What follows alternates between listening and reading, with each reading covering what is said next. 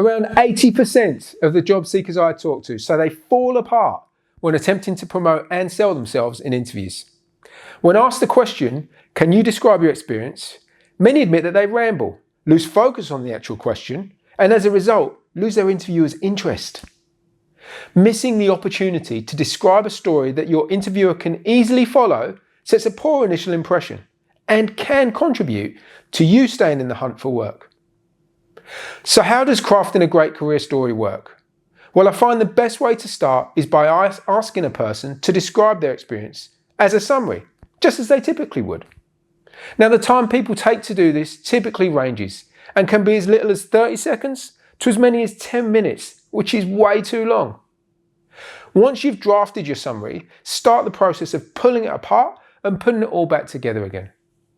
I encourage you to see your summary as a tasting menu, and you'll quickly recognise that it's impossible to get everything on the plate at the same time. The idea is to give your interviewer enough information, outlining key facts, stats and achievements without going overboard. A reasonable time frame for describing a summary is around 2 minutes, and keeping your interviewer's interest so they can follow along with your journey is critical.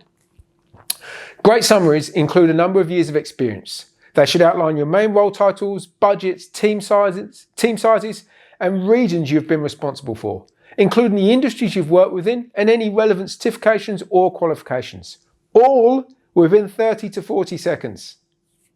Next, your summary should highlight your most recent experience. Your next employer is not hiring you for the role you did 10 to 15 years ago.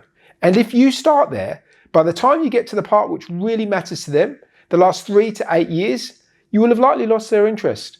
So with that in mind, start in reverse chronological order.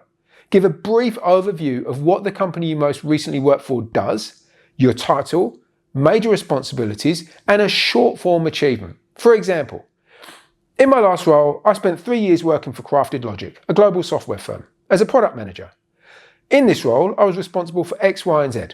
One of my more significant achievements was delivering a new product to one of our enterprise customers.